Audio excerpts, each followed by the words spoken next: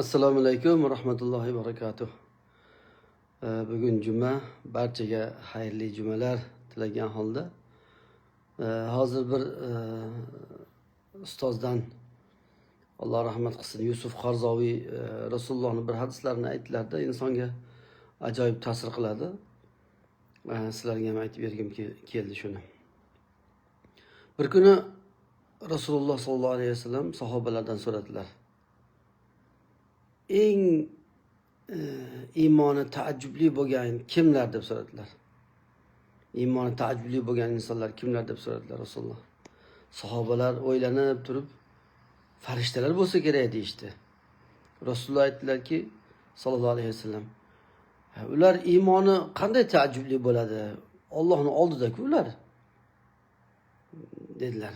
Keyin sahobalar yana turib, unaqa bo'lsa payg'ambarlardir, Allohning elchilaridir, eng iymoni hayron qoladigan, taajjubli, shu insonni ajablantiradigan dedilar. Qanday ular iymon bo'lmasin payg'ambarlarda?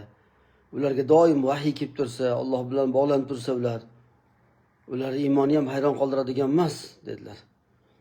Keyin unda biz bo'lsa kerak deb aytishdi sahobalar. Rasululloh aytdilarki, sallallohu alayhi vasallam, qanday sizlar iymoninglar eng hayron qoladigan iymon bo'ladi?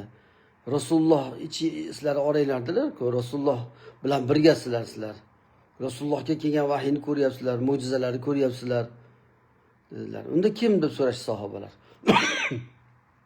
Sahobalar unda kim deb so'rashganda Rasululloh aytdilarki, sizlardan keyin keladigan odamlar.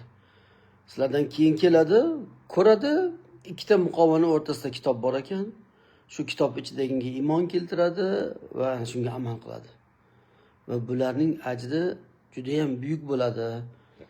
Hammadan ko'ra ajri buyukroq bo'ladi dedilar, sallallohu alayhi vasallam. Yana bir hadisda Tuba liman ra'ani va amana bi. Meni ko'rganga, meni ko'rib iymon keltirganga jannat bo'lsin. Meni ko'rib iymon keltirganga jannat bo'lsin deb bir marta aytganlar.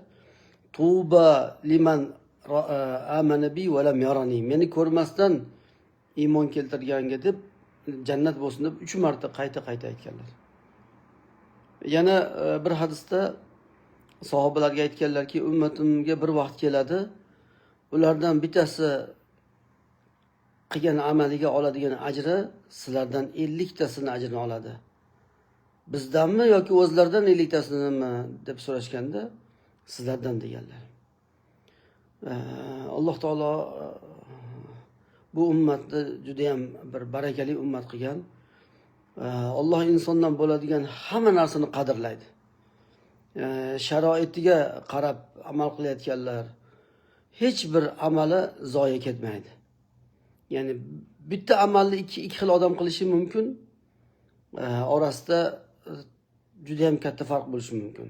Ba'zi bir hadisda keladiki, sabaqa dinar 100,000 dinar. Sabaqa dirham, ya'ni bir insonni 1 dirhami bor, 100,000 dirhami bordan o'tib ketdi deganlar. Ya'ni 1 dirham ehson qilib, 100,000 dirham ehson qilgandan o'tib ketdi deganlar.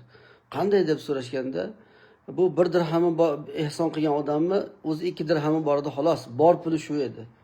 Shuni bittasini berdi. Insonning ichida qalbida yaxshigina ishonch bo'lish kerak-da Allohdan qaytishiga bunday qilish uchun. Ana 100,000 dirham bergan odamniki juda ham ko'p o'zi. Yo'da ya'ni bermay olib qo'ygani ancha dedilar. Qiyin vaqtlarda shunaqa nozik vaqtlarda dinga amal qilib qolish, dinni o'rganishga e'tibor, ajri boshqa vaqtlardan ko'proq bo'ladi. Shuning uchun Hadid surasida adashmasam, la yastabi minkum man anfaqa min qabli al-fath va qatal. Ya'ni Fath Makkadan oldin Alloh yo'liga infoq qilgan va jihad qilganlar Fath Makkadan keyingilardan ko'ra ajri ko'proq bo'ladi deyilgan. Alloh taolo doim o'zining dinini mustahkam ushlaydiganlardan qilsin.